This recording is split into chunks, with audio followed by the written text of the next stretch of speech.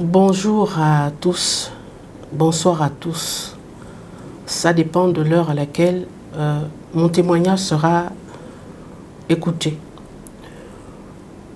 Cela fait 10 ans qu'un grand homme nous a été arraché. Cela fait 10 ans que nous avons perdu celui qu'on appelle communément, affectueusement, Amo, Monsieur André Baobab. Il nous a été arraché dans les conditions que tout le monde connaît. C'était mon père. J'ai même du mal à le dire parce que le conjuguer à l'imparfait, c'est reconnaître qu'il n'est plus.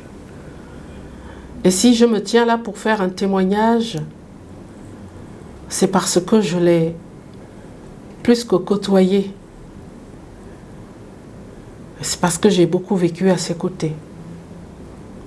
Nous avons ensemble bâti beaucoup de choses. Voyez-vous, j'ai été aux côtés de ce grand homme. Durant l'élection 2009, mais avant de venir à 2009, j'ai grandi à ses côtés. Je suis l'une de ses filles, fille de son aîné, qui a le plus partagé des choses sur le plan spirituel, je dirais, avec cet homme. Tout part de 2005, quand je lui annonce mon appel en tant que prophétesse appelée de Dieu pour ma nation. TV+ venait de connaître le jour, TV+ venait d'être lancé. C'est avec sa télévision que j'ai fait le tour du Gabon en 2006. Il a toujours soutenu mes activités, croisades, conférences et séminaires. C'était le type de père auprès de qui tu pouvais aller sans avoir peur. Il était à l'écoute de tout le monde. Avec lui, il n'y avait pas cette différence. Et avec lui, on n'entendait pas dire « mon neveu, ma nièce ». Il avait horreur de cette distinction de « je suis né d'eux ». Voyez-vous, c'était un rassembleur. Le Gabon le découvre peut-être sur le plan politique, mais nous, sur le plan familial, c'est quelqu'un de très exceptionnel, très familial, affectueux, d'une humilité qui peut surprendre parce qu'il savait écouter le moindre de ses enfants qui sollicitaient son écoute. Et moi, sans me targuer, j'étais l'une de ses conseillères spirituelles. Il m'appelait ma prophétesse. Ma prophétesse. Quand il traversait des grandes tribulations, surtout après 2009, il savait m'appeler prophétesse. Qu'est-ce que Dieu dit? Mais pour même revenir en arrière, en 2005, en tant que conseillère spirituelle et j'ai envie de dire matrimoniale, parce qu'il me consultait pour tout, je lui ai dit en décembre 2005, tu seras nommé ministre de l'Intérieur. Janvier 2006, cette domination s'est concrétisée. Et donc, il croyait de plus en plus à mon ministère. C'est l'homme avec qui je pouvais engager des jeunes de 3 jours, des jeunes d'Esther. Et j'étais là, dans sa chambre, pour, à la limite, lui imposer de se mettre à genoux pour prier. Il jeûnait. Et je le servais régulièrement. Je le servais. Quand il venait en France, il pouvait m'appeler pour dire « j'arrive ». Pourquoi? Parce qu'il aimait ma cuisine. Il se délectait de mon don culinaire. Et j'allais passer le temps qu'il fallait pendant qu'il était là à cuisiner pour lui. Et vous voyez, nos moments les plus privilégiés où il se confiait à moi, c'était pendant qu'il dînait. Il prenait son repas. Il m'ouvrait son cœur et il me parlait de que ce soit sa vie privée, que ce soit sa vie politique. Nous avons passé beaucoup de choses ensemble.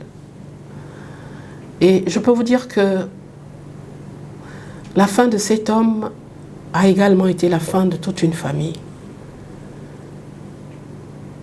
Il nous a été arraché brutalement. En 2009, avant qu'il ne vienne annoncer l'appel de Barcelone, c'est-à-dire présenter sa candidature à la présidence,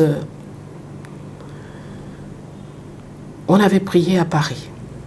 Son shooting photo, c'est moi qui choisissais les cravates. C'est vous dire à quel point j'étais beaucoup complice avec cet homme-là. Et lorsque, arrivé à Libreville, il se rend compte que je n'étais pas à ses côtés, il me fera venir expressément de France pour que je gère la partie prière, intercession. Sa demande, son souhait, c'était que les églises se réunissent pour prier. Parce que c'était un homme qui aimait la prière. Lorsqu'en 2009,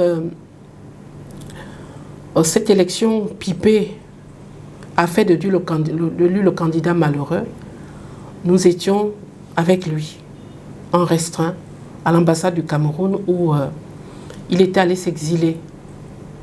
Je dirais en face de l'université ou derrière l'école normale.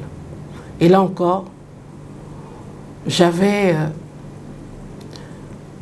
entrepris qu'en jeûne, on fasse un jeûne d'Esther avec mon grand frère Firmin Obamguema, on était tous les trois à jeûner. Parce que la situation semblait nous échapper. Les prières avaient été faites. Et là encore, on n'avait pas compris qu'on allait le perdre. Et après cette campagne présidentielle, je repartais pour la France où je vivais déjà, où je vis jusqu'à ce jour. Et je voulais faire ce témoignage de lui pour ressortir cet homme que j'ai connu, que j'ai côtoyé,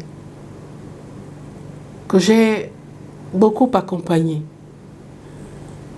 C'est pas la peine de dire combien de fois il me manque, mais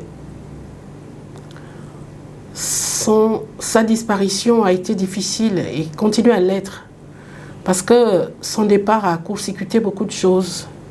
Vous savez, lorsqu'on court-circuite le destin d'un homme, on court-circuite également le destin de toute une famille. Et nous avons tous souffert.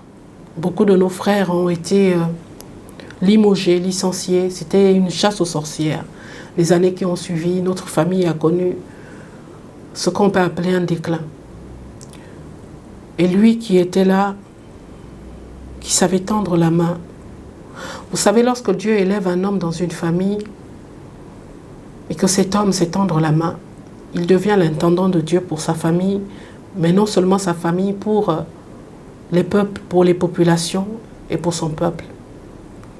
Aujourd'hui, il n'est plus. Et je voudrais par ce témoignage, et comme je sais que son esprit n'est pas encore dans un total repos, parce que pour ceux qui ne le savent pas, un homme oint comme il a été ne peut pas trouver le repos tant qu'il n'a pas passé le relais. André Maoba, mon père, était un homme oint. Peut-être que beaucoup ne le savent pas. Je me rappelle cette nuit parce que je m'occupais, comme je vous ai dit, de la partie spirituelle de cette élection. J'ai fait venir un homme de Dieu, un prophète. Et j'ai fait venir d'autres hommes de Dieu. À peu près une douzaine d'hommes de Dieu à Barcelone, dans sa résidence privée, pour l'oindre comme président de la République, au sortir de l'élection 2009. Ce prophète est venu, j'étais son nom par discrétion, entouré d'autres hommes de Dieu éminents de la nation. Il fut oint à genoux. J'avais interdit qu'il y ait des caméras, parce que je ne voulais pas que ça soit fuité, ou que quelqu'un se revendique être celui qui a oint le président. J'avais souhaité que ça soit fait dans une totale humilité. Il avait accepté. Vous savez ce qu'il avait dit? Prophétesse, est-ce que tu es sûre de cet homme de Dieu? Ma caution, ma seule caution, avait permis qu'il accepte.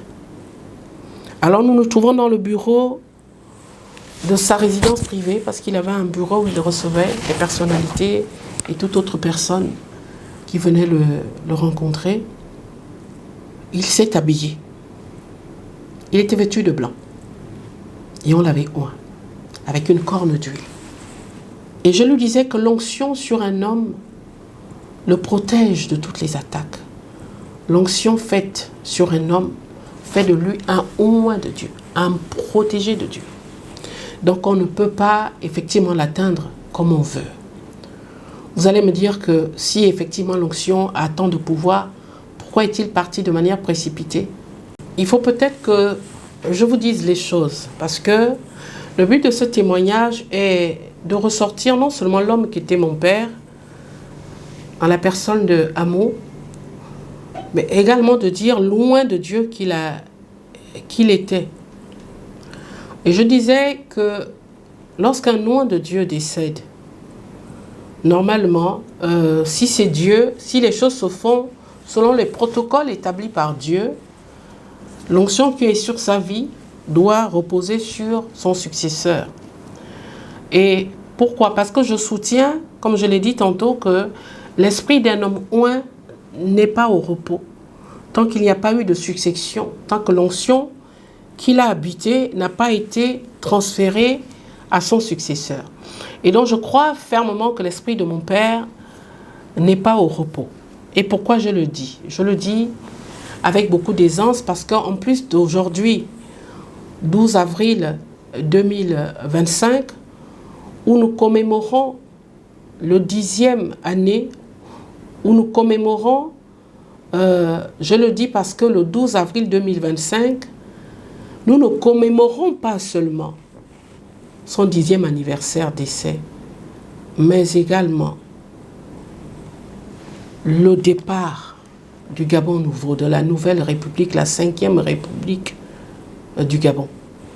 Et nous comprenons que ce n'est pas un hasard que le 12 avril a été choisi comme étant le jour où les Gabonais iront jeter dans l'urne le choix du candidat qui va gouverner au sort de notre République, le nouveau Gabon. Voyez-vous, c'est sous une ère de transmission, c'est sous une ère de passation. Et cette passation se fera, mais nous espérons qu'elle se fera de manière protocolaire. C'est un prophète à ce moment qui parle. Parce que comme je vous ai dit, je parle parce que je suis celle qui le conseillait sur le plan spirituel et prophétique. Et je ne pouvais pas passer ce 10e anniversaire qui a un impact plus que prophétique sur notre pays, sur les événements à venir, sans pour autant témoigner de l'homme qu'a été mon père, André Mbarobam. C'était un homme d'une dimension élevée, spirituelle. Et vous voyez, comme je fais un témoignage, je voudrais témoigner de ce qui s'est produit lorsque son décès a été annoncé aux Gabonais. On était chez lui, avant qu'on ne monte dans l'avion, parce que je fais partie de la délégation qui est partie à Yaoundé pour amener sa dépouille.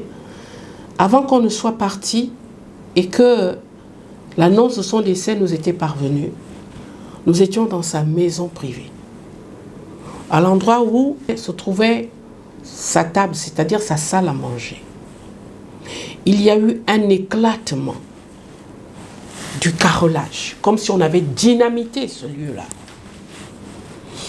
Et je comprends toute la dimension de l'homme qu'il était lorsqu'il disait dans ses discours politiques, je serais plus dangereux mort que vivant.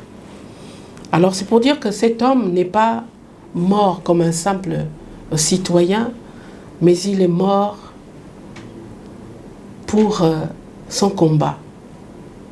Et le Gabon, après cette date, va rentrer dans cette destinée pour laquelle il est parti. Les morts ne sont pas morts. Oui, les morts ne sont pas morts. Mon père, André Mbarobam, n'est pas mort. Son esprit et tout ce qu'il a été continuera à raviver la mémoire de tous les Gabonais. Pour nous, ses parents, il n'est pas mort.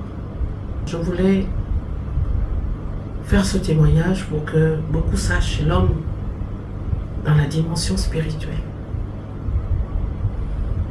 L'homme dans la dimension du père, de famille, l'homme dans la dimension du frère, de l'oncle et du grand-père, qu'il a été pour nous. J'ai envie de dire à la fin, si ce mot a vraiment de l'impact sur le plan spirituel, au-delà de toutes les messes qui peuvent être dites, cher Père, avec tous tes frères, mon père Domoba Marc, mon père Julien Gamoba, mon père Zoba Mignas, et celui qui vient de vous rejoindre, ou bien au Bamejou, que vos âmes reposent en paix, et qu'enfin notre famille soit relevée. Au nom de Jésus. Amen.